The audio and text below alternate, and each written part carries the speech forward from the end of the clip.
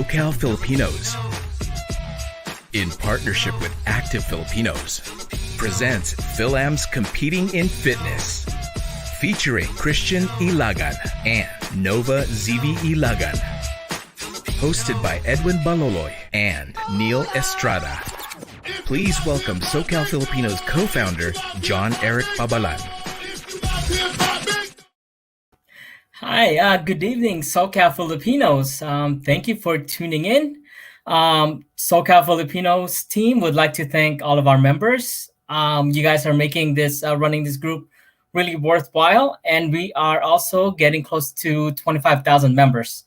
So tonight, we would actually like to present this panel called Fil-Ams Competing in Fitness in collaboration with Active Filipinos. This will be hosted by, I'd like to introduce our host, Edwin Baloloy. Edwin is the owner of midrisingliving.com, the future of residential real estate in Southern California. He is also a board member of Fil-Am, the Filipino-American Influential Leaders and Mentors. It's a 501c3 charity organization. He's also the past president of the Filipino-American Chamber of Commerce of Orange County, and also a co-founder of the Facebook group Active Filipinos, which we are collaborating right now. And then the second host, I'd like to introduce Neil Estrada. Neil is born in Pangasinan, and for all of you guys that know, he is a State Farm agent and owner. He's also a Quicken Loans mortgage broker, and also the founder and president of the Filipino Influential Leaders and Mentors, and also co-founders of Active Filipinos. That's why, they're here collaborating with us. And he has several presidential titles. So he is a president of the Pangasinan Brotherhood, the president of the Kalasio Association. Sorry if I butchered that, but and also founder, board of director, and VP relations of the Coalition of Filipino American Chamber of Commerce. So you guys, Edwin and Neil, take it away. Thank you, John, and thank you, Jason. Thank you to the whole SoCal Filipinos group. Neil and I are excited to do this collab. Neil's the sidekick today, and today we usually take turns on that. And we're flattered and humbled by the gracious introductions that we get, because usually we just jump right into this thing. But then, yeah, shout out to SoCal Filipinos. You guys are going to reach 30,000 pretty soon. Neil and I started a group called Active Filipinos, and I'm just going to spend a quick minute on that. We welcome all fitness levels. We didn't have in mind, meatheads or people who just competed in a bunch of bodybuilding contests when we started it, because we know it's few and far in between.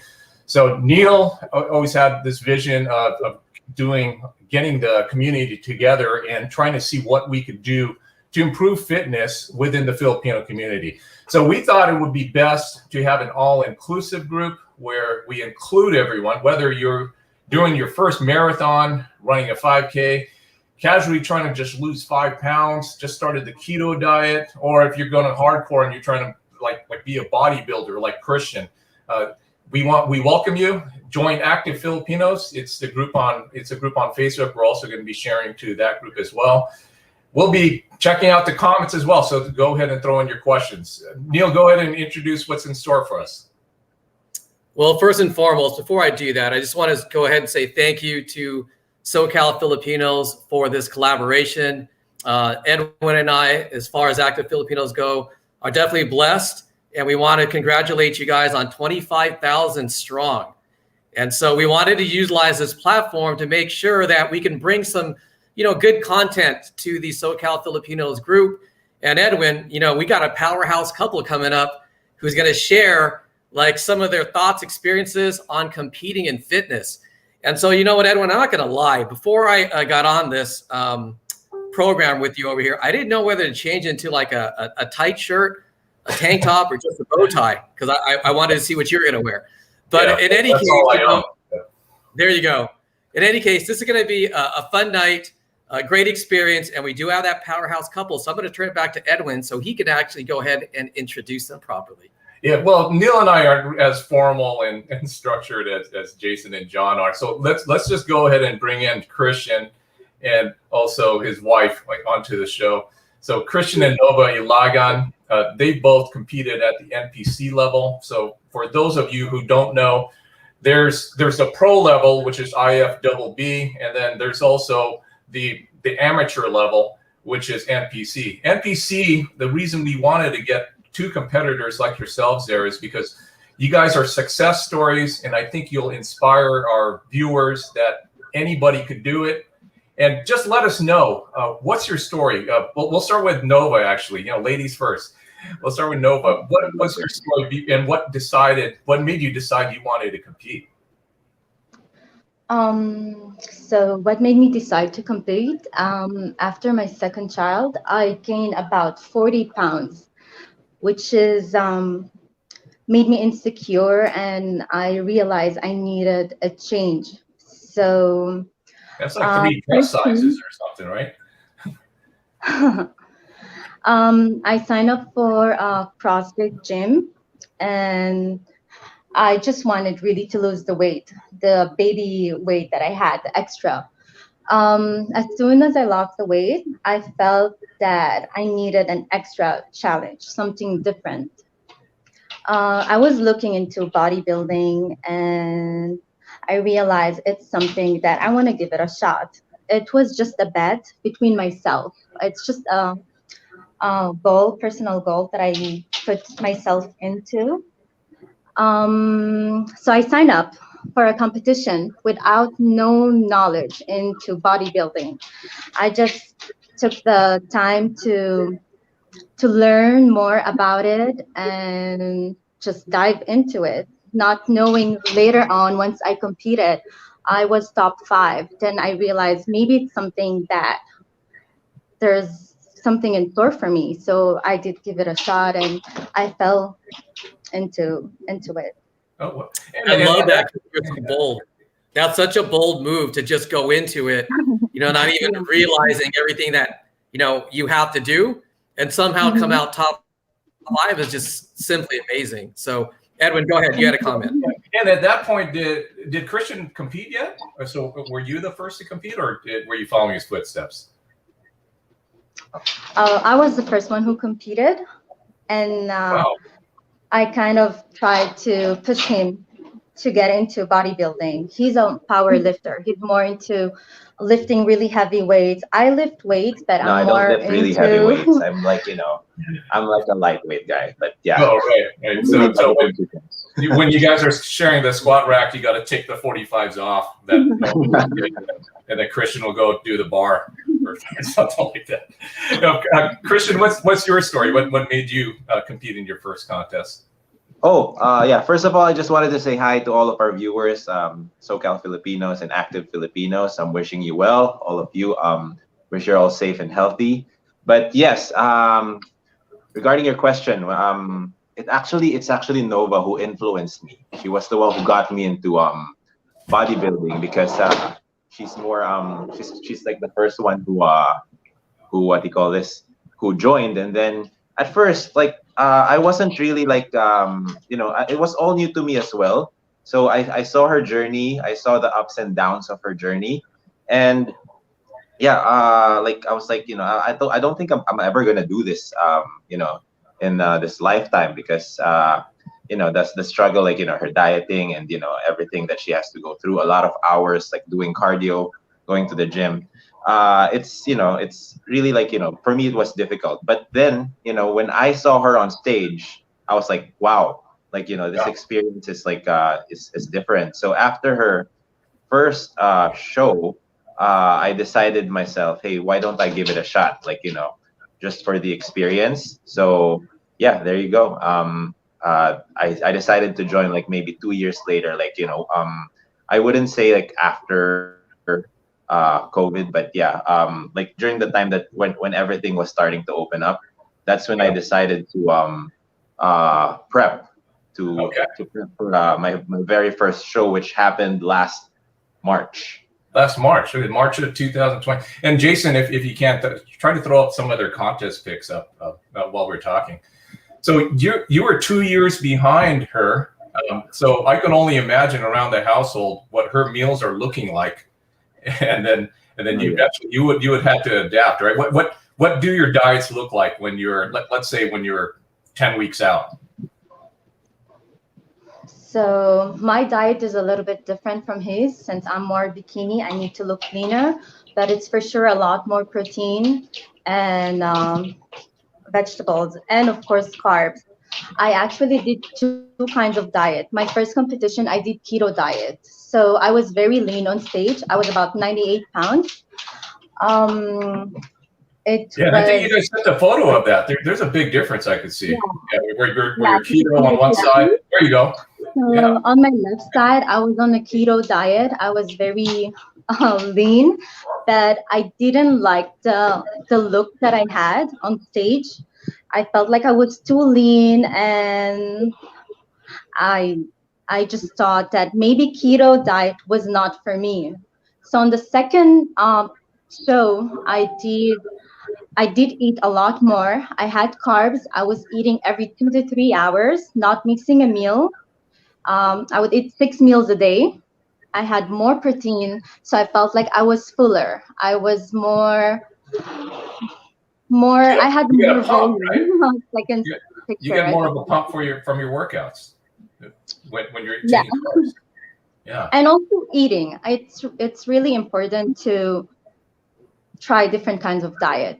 Each diet is different for others. Some people will love keto, and some people will like being in a pescatarian diet. So it's really you learning yourself, like by yourself, what diet works best for you. Okay. And then Christian, what's your diet look like? My diet, a lot of In-N-Out, a lot of ribeye steak, beer, a 4x4? lot of things. But anyways, yeah, my diet is more like 40-40-20, I would say. 40% protein, good protein. And then when I say protein, nothing that's fried or deep fried, or nothing that's oily. So most of my food, or yeah, everything that I eat is either stir fried with olive oil, like very very. I just a thin layer of olive oil or avocado oil. Then 40%, the other 40% is gonna be my carbs. And in my case, I ate a lot of like white rice, thankfully, because yeah, my coach, yeah, shout out to Sage Cassis, like he was my prep coach during my prep journey.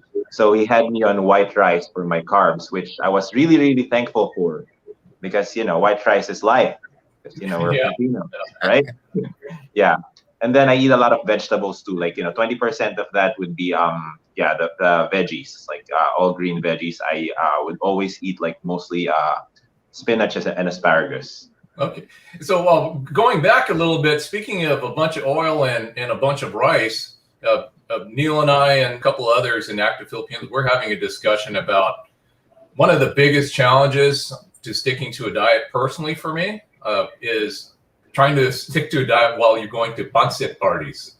So you're going to these family parties, and then my family's not as big as Neil's, because they do like 3 parties a week sometimes, and they're playing cards till the sun goes up.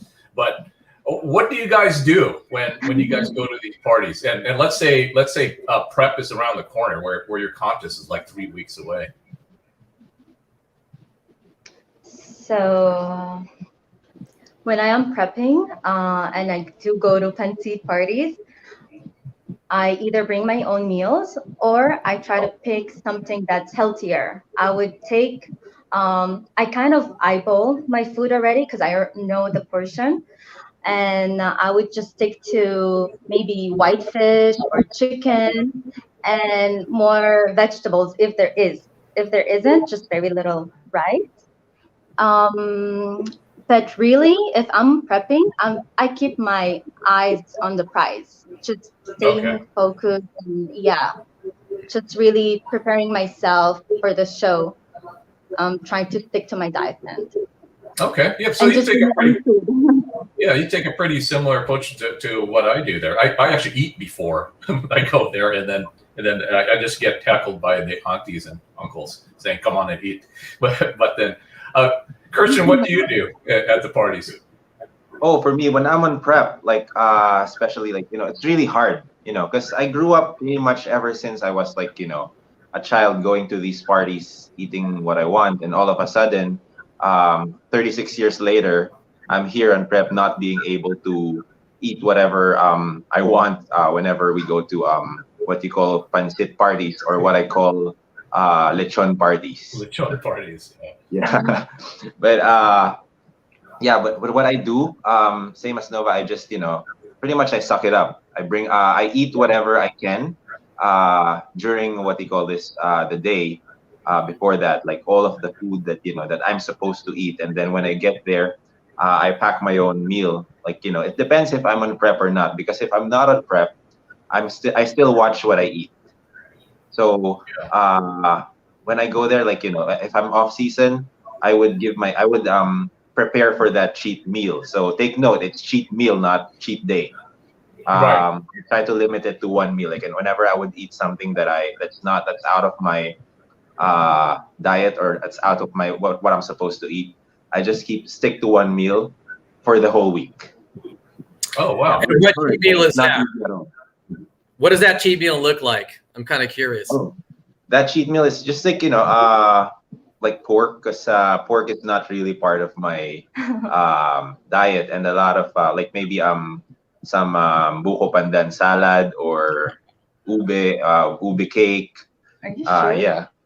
Yeah, something like that. That's like a meal. And again, I'm doing that when I'm off season, but when I'm prepping for a show, really, I don't I sacrifice. It sucks, yeah, but Yeah. like what Nova said, ice on the price. On the price. Yeah. What about alcohol for the two of you when you're getting that close to the show? For me, it's a no. Oh, wow. Yeah. Alcohol is just calories that you wouldn't want to waste it on, it's empty calories. I'd rather save it for a cheeseburger or fries, not for alcohol. Yeah. You too, Christian? Contrary to what she's saying, I'm kind of, I'm a little bit a sucker for drinking. I like alcohol, actually, but entering this fitness realm, I kind of learned how to discipline myself in terms of alcohol intake. So yeah, like again, when I'm on prep, zero alcohol, no alcohol at all. Wow. And I don't know if you follow like Mr. Olympia, but then you probably heard that Ronnie Coleman, and I think it was Kevin LeBron, who was actually taking vodka shots before going on stage. But I'm not recommended. I want to be focused when I'm on stage, focused, and at the same time having fun. Yeah. So, and that was actually the first year that he won Olympia. So they said don't do that, but then it just by accident ended up drawing him out. But so we talked about what you're doing 10 weeks out, and then general diet. But so the hardest week when I took a stab at this is your peak week. What is your peak week looking like, and how many how risky? Not risky, did I say? But how extreme do you go?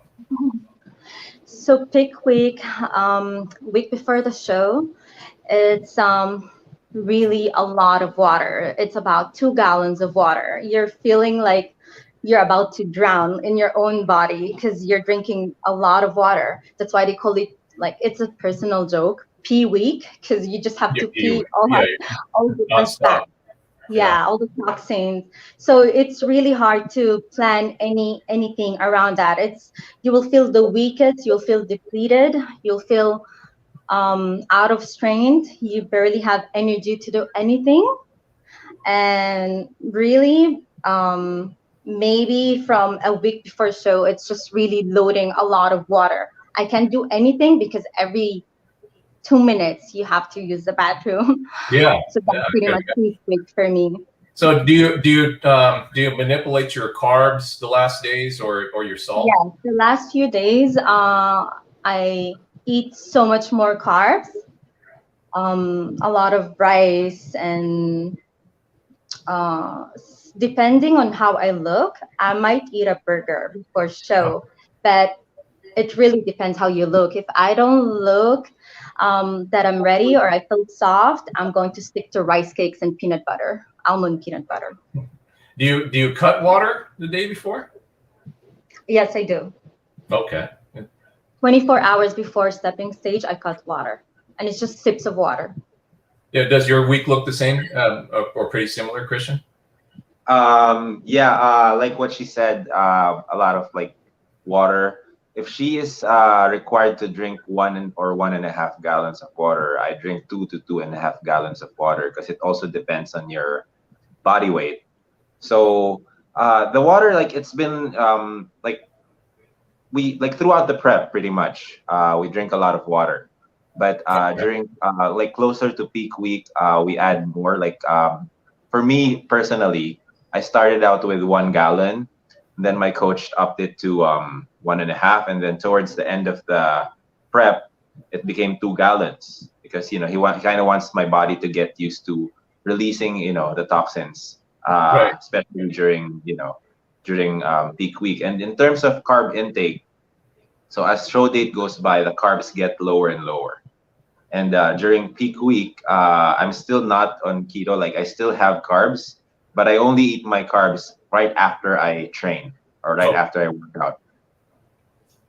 Yeah, and then it's also timely with a question because we're talking about the contest right now. Melissa Vallejos is asking. She's a first-time bikini competitor going through her first prep. She's about 8 weeks out, and she wants to know what's your advice in dealing with the irritability and moments of lack of motivation. And also, did you lose your period during your prep? I feel funny reading that, but you see the question on the screen, I'm sure. I can't answer that for you, so she's got to be the one. So, really to stay motivated, I think it's really sticking to your goal. If that's what you want and that's what you want to see yourself, then you have to remain positive. There's some days you don't have energy to do anything and you're not motivated, so you watch to motivational YouTube videos or even music that pumps you up to keep you going, or even look at pictures to see other competitors. That keeps you going because it's really tough, and this sport can be lonely. If you don't have anyone or support system that understand your journey, it's going to be tough. So it's good to look for friends around this bodybuilding and get motivated. Also, in regards to losing your period, I've heard of girls getting into that. It's because your diet is too low. You might experience a hormonal change. It's normal, but at the same time, maybe you should up your food a little bit. Check with your coach if you have a coach. It's best to have a coach if you're competing first time, because you don't know how hard it is on you, on your body. It might take a toll on you. Oh, right. So another person was asking, what is something you wish you knew before you went into your first bodybuilding contest? Something I wish I knew before I went to my first bodybuilding contest. Oh, that's also Melissa. Yes. Oh, Melissa. Okay, so you can answer it first, like, since you're the one who because I pretty much knew everything. So really, before getting into bodybuilding, you want to make sure you are committed. It's a lot of hours working. Some days I work out twice, 3 times a day. If I can't reach my steps a day, it's cardio, a lot of conditioning, and you need to rest. You need to sleep early, wake up early, make sure you don't skip a meal. It's pretty much eating every 2 to 3 hours. You can't skip a meal. Also, posing. You want to make sure you are hitting the right angles, because you don't want to work so hard prepping for a bodybuilding, but you don't know how to showcase your hard work. So you should start practicing the right angles of how you want to feature your body, and really just learn your body, how it responds to food.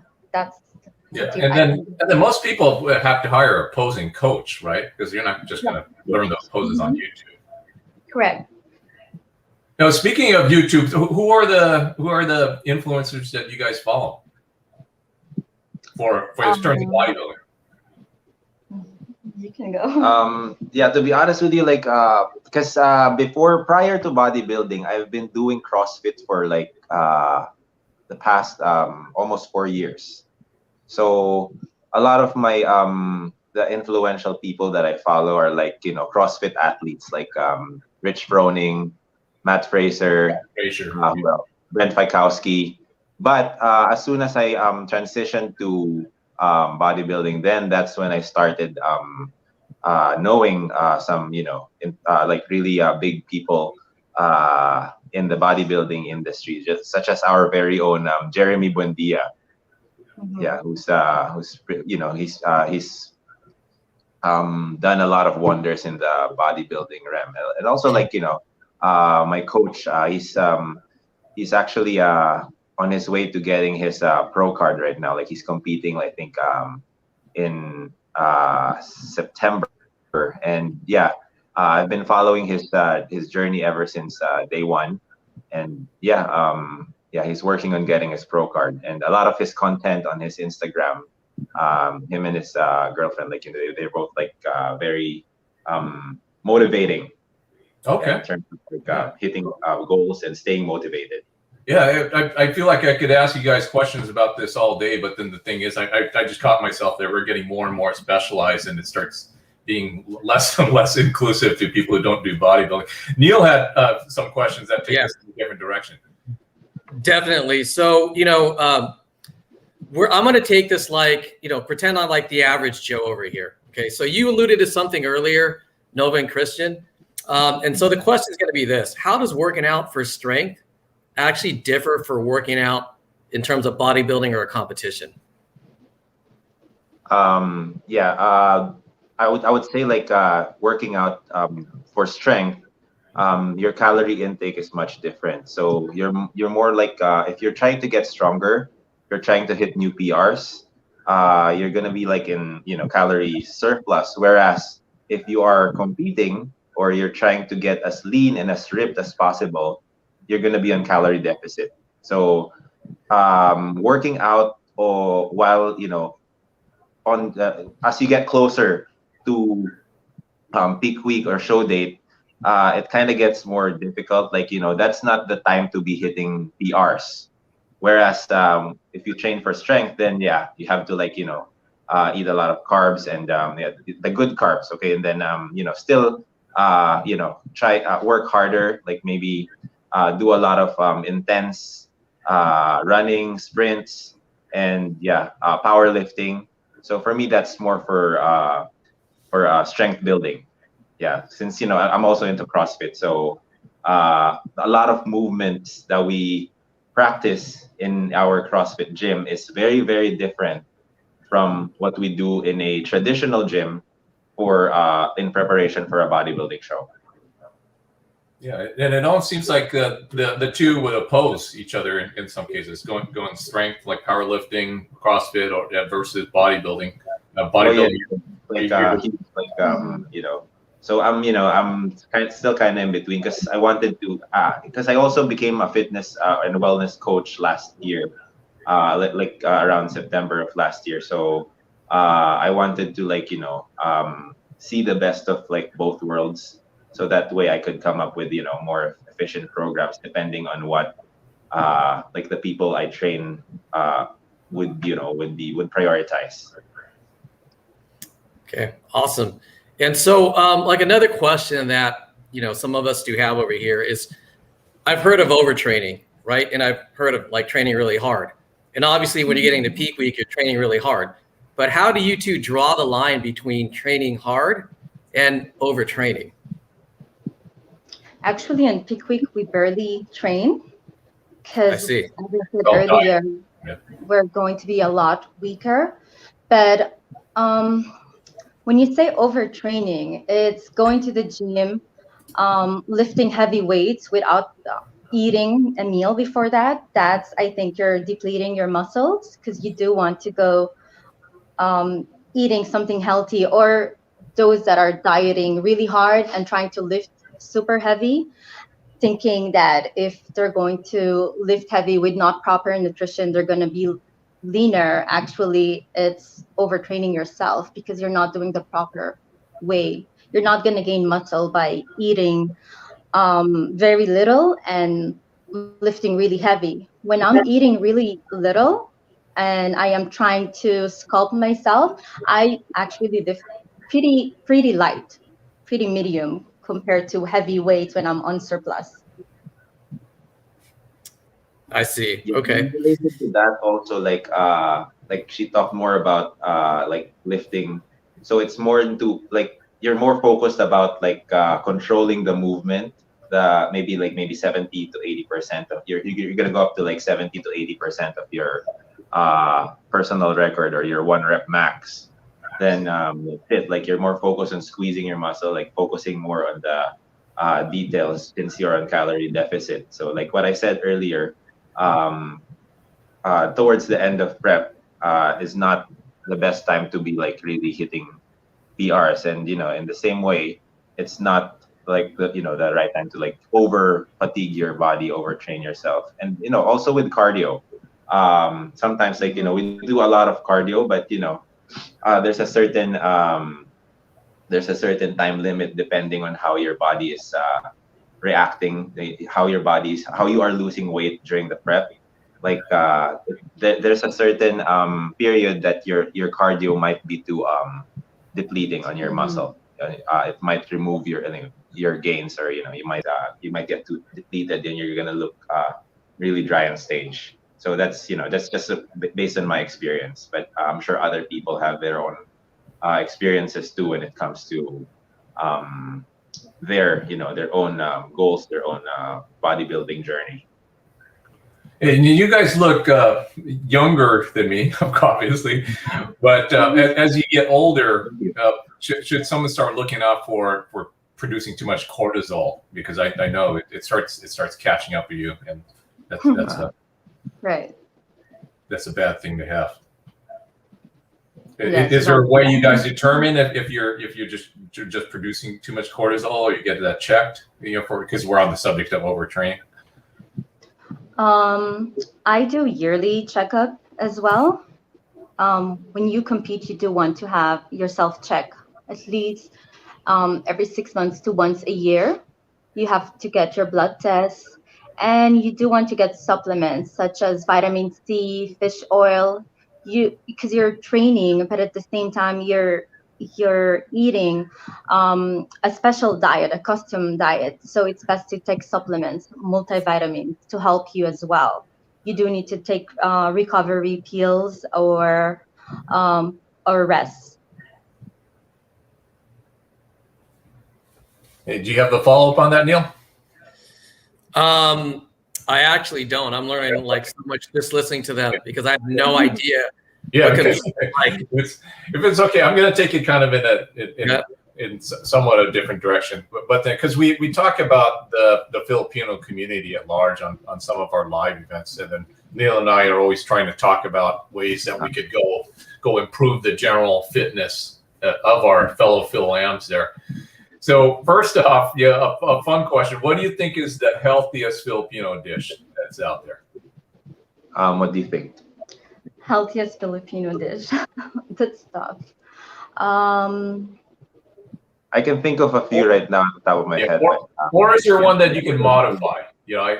I've seen someone do adobo with chicken breasts, and it actually tastes pretty decent. No skin, but the downsides are just. I think you can do that. No chicken adobo, but low sodium, very little soy sauce. What else? I would say kilawin. Kilawin is tuna. It's good. Yeah. Nanette in the chat said sinigang. Yeah, I have to agree, but then you just have to watch out for the skin. Sinigang na hipon maybe, or sinigang na bangus. Yeah. Then It's kind of hard to eat sinigang with no rice, though. That's the tough part. Well, for me, I'll speak for myself. But you You still can need eat a little carbs. rice. You still need carbs, so you can still eat it with carbs. But sinigang, like if it's like sinigang na pork belly, then it's not it's not gonna be as healthy as sinigang na hipon or sinigang na bangus. And also tinolang manok is very with no skin, and you just need to remove the skin of your chicken. And it sounds like both of you guys eat white rice, right? No brown rice. Yes, Yes. actually, it was my coach who told me that white rice, contrary to what other people believe in, is actually very easier to To digest digest. Correct. compared to brown rice. But there's still other people uh, who are more um, who are more into brown rice, who think that brown rice is healthier, and it also is healthier because it has a lot of grain in it. But when we are prepping, we're always our coaches or my coach would rather have me on white rice versus brown rice. Okay. Yeah. So then I'm It's gonna veer easier to off into digest. yeah, I'll veer off into some pet peeves, if you will, on as far as like the online community and sometimes we just shake your heads, or at least I do when I'm reading the advice and some of the comments of some people that's out there, because of a lot of times we just want our friends and family to accomplish their goals, and then sometimes they're getting pulled in different directions. There's so many diets that are out there. There's a keto diet, but then there's a modified version of it. It's like the street keto, and then there's the OMAD. There's fasting. Is there anything out there where you just see it and then you just cringe every time you hear that kind of advice or that wrong advice? Keto diet, personally, for me, because I've been through that and I cringe. I think as a female going through keto diet, you're losing your healthy fat. It's not recommended. It could work for a short period of time, but not something long term. It's not something you would want to stick for a long period. Yeah, good point. Because of I'm old enough to remember the Atkins diet, and I actually did that. I don't know one person in my life that's done the Atkins diet and is still on it. Okay, for how long it's been around. Christian, what's your take? Is there anything out there? Yeah, but what do you call it? My take. Oh yeah. Same thing. For me, because especially I like my rice. So anything that's stopping me from having any carbs, any form of carbs, or any rice makes me cringe a little. But if I have to, like especially towards the end of my prep towards peak week, then I'm willing to sacrifice it. Although I've heard that some people who have done keto diet, like it had a negative impact on them because of their as soon as they got back to their regular diet, and when I say regular, that's like pre prep, like what they were used to eating, then their body changes, their metabolism changes. So that's when reverse dieting is like comes into play. So that way you don't shock your body and then mess up your metabolism by all of a sudden eating what was once used to that you're not used to anymore. You know what I'm saying? So it sounds like the two of you do reverse diet when you're coming off a show. Yes, we do reverse diet. Like we add the carbs little by little. Then maybe like 1-2 weeks, and then we're there. Yeah, and then that's you guys with bronzer, of course, right? That's not your natural. Oh, yeah. So explain for the layman what reverse dieting is, because I'm sure we're throwing out a lot of terms, and then I just caught myself. Reverse diet.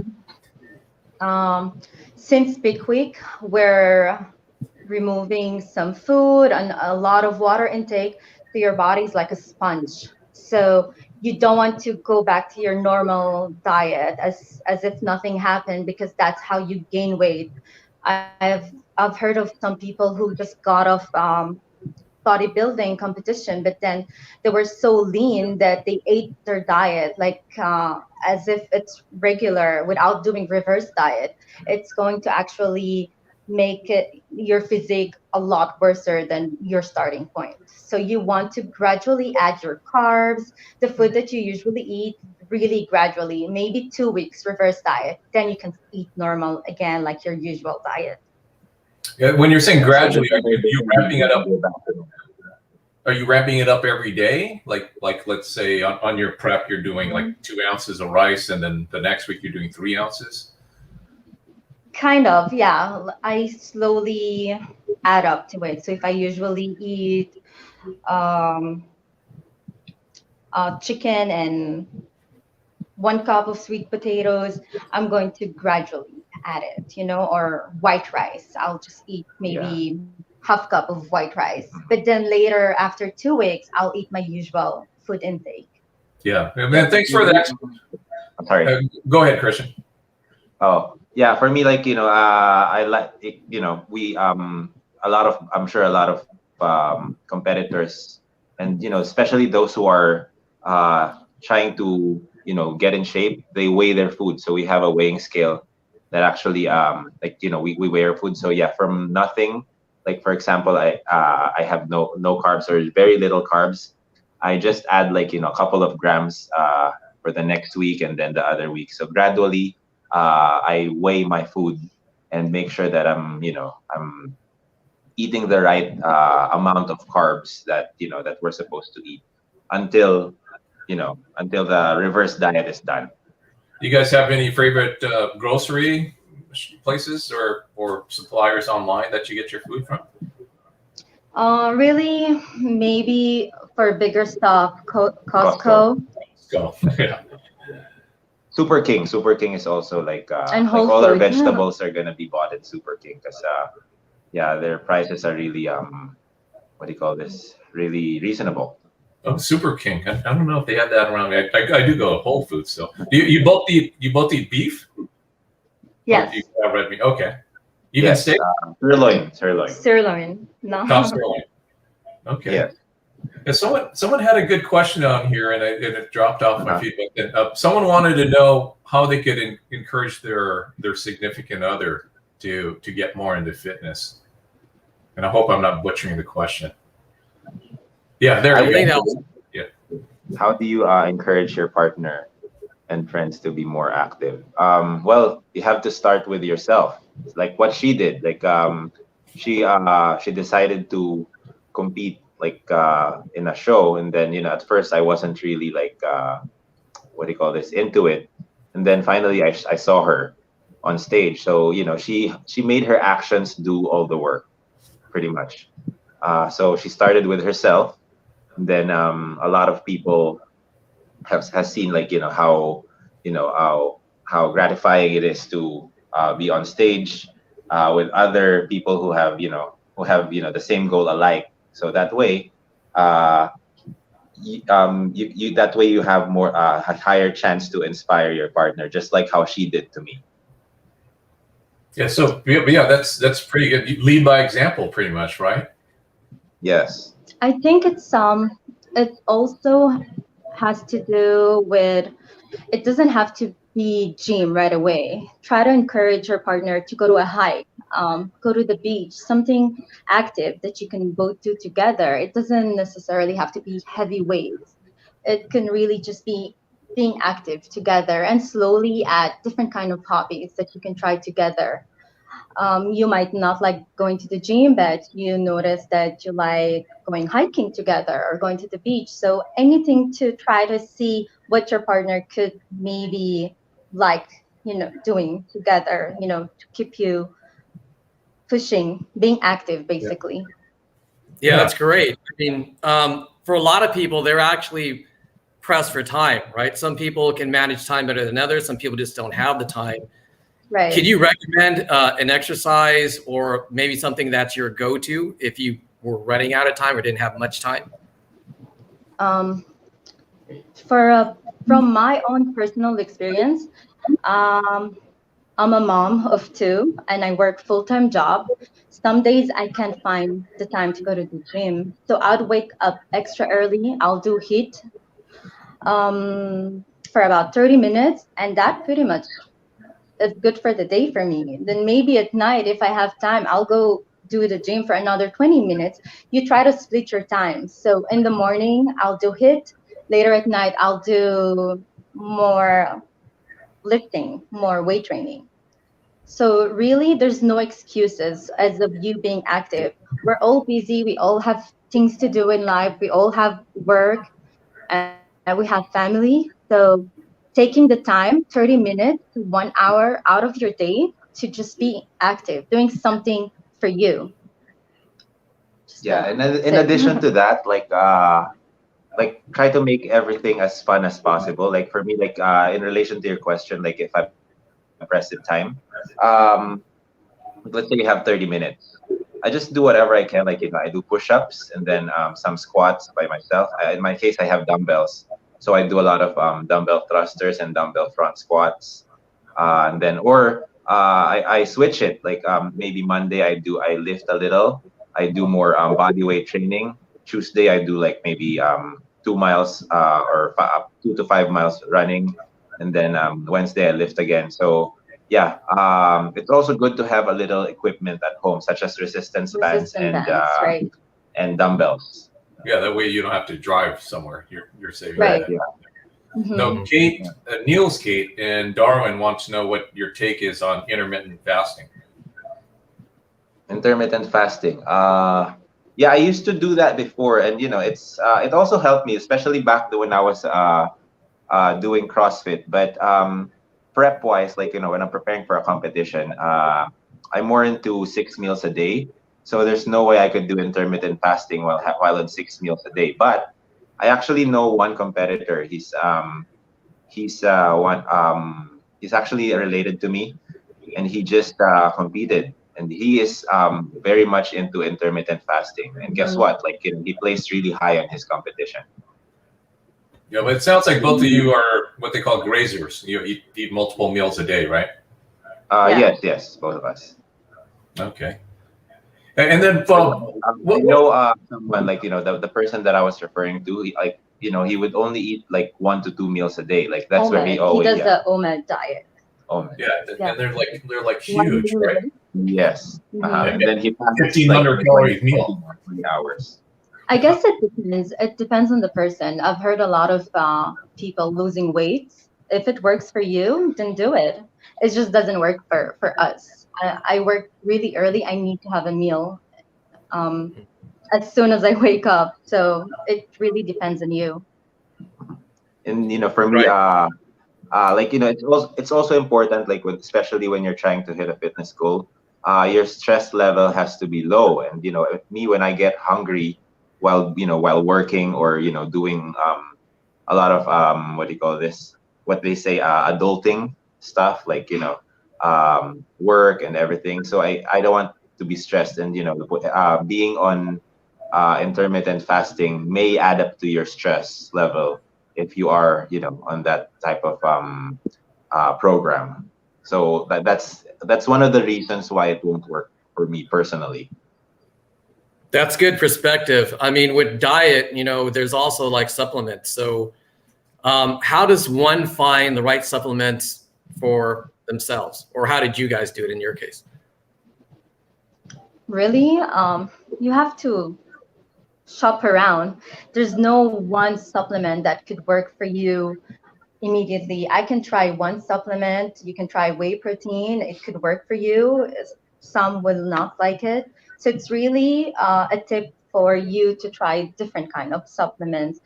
You want to stick to more clean, less chemicals in it. Just maybe researching on what best food and supplement that works best for you. Not everything has to do through supplements. You can get protein intake through your food. So when I compete 3 weeks out, I don't take any supplements. I use whole food as my supplements. Oh, wow. So both of you don't do any pre-workout or intra-workout? Actually, the very basic supplements, like the building blocks of taking supplements is just whey protein and BCAA. So those are like the two things that I take. Like I take my protein like after workout, and then while working out, I drink BCAA in lieu of like Gatorade type of products. That's high in sugar. So, but I also like experimenting on some pre-workouts, because the actual pre-workout that gives you jitters, it doesn't work for me. So I just drink a lot of water before going to the gym, and it does help me. Now, one thing, another supplement that I realized works for me is like the Beat. I don't know if you've heard of the Beat Elite. It's made out of beetroot, and it's high in nitric oxide. Oh yeah, okay. So it's an NO2. So now I use that as my pre-workout. It fuels me to get more energy to lift weights and then do my cardio. And it makes me stronger in general, the healthier way without the need of any stimulants that may be bad for your kidney. Mm-hmm. Is there any specific brand that you take for the beetroot? You know what? I forgot the brand that I have right there, but it is sold in like groceries like Whole Foods and Trader Joe's. Okay, so it's just your standard over-the-counter stuff, but no L-citrulline or beta-alanine or creatine. I used to take creatine, but I stopped. I just didn't feel the difference, but maybe I'm not taking the right dosage. But during prep time, I also took fat burners, especially when I did my cardio. Oh, okay. Yeah. So then it's time where you could be a little selfish. What do you guys do for a living? And is it one of those where you could take on even clients? Do you do personal training? That's what I'm asking. Oh yes, we do personal training. I coach in group classes. I work for a gym. It's called True Fit Boot Camp. That's where I learned how to do CrossFit. And then now, like 4 years later, I'm now one of the coaches. I coach every Monday and Friday night, and I'm also an insurance agent. And then Nova? Yeah, I work full-time in aviation, aerospace, and I also do coaching on the side. Oh, okay. Well, what's both of your Instagram handles? Sorry? What's both of your Instagram handles? Super X Nova. Yeah, and we'll put it down in the comments just so you guys get your share of love. Mm-hmm. Okay, yeah. So it's how do you put the Yeah, we could throw it down in the chat. I just wanted to make sure that you guys were nice enough to give us your time and share your advice. So we want to make sure that everybody knows how to get a hold of you guys, and if you're taking new clients. Yeah. So hers is Super X Nova. Super X so it's Nova. Yes. SUPR, right? Mm-hmm. Yeah, no E, X, and then Nova, Nova. Yes. Then my name. Mine is Alpha Wolf _1984. Okay, and we'll make sure that we throw it down in the comments too, so people could follow you guys. Yeah, do you guys have any closing remarks or anything else that you wanted to share maybe before Neil and I go into some announcements? I just wanted to say thank you for this opportunity, for us to be able to share our journey, our experiences, in terms of being having fitness not in our lifestyle until now that we're competing. So just wanted to say thank you for all of you, John and Edwin, Neil, and thank you so much for this opportunity, and thank you everyone to who participated and watched, and for your questions. Yeah, very good questions right there. Yeah. Great. Thank you for having us here and listening to us. Any question, just let us know, and I can put our Instagram in case you have any more questions, or for those who are competing or planning to compete. Great. Thank you, Nova. One more remark before I leave. I just wanted to say that during this difficult time, during the pandemic, the only true weapon that we have is a good immune system. Yes, definitely. Yeah, so work on those 100%. Immune systems. Yes. Yeah. Thank you, Nova. Thank you, Christian. And then, of course, thank you, SoCal Filipinos. I'm Edwin Baloloy with Active Filipinos and with my sidekick, Neil Estrada. Make sure you follow our group. We've got a pretty close-knit group right now. It's intimate. We're at about 600 members, but then we'd love to get your input in there.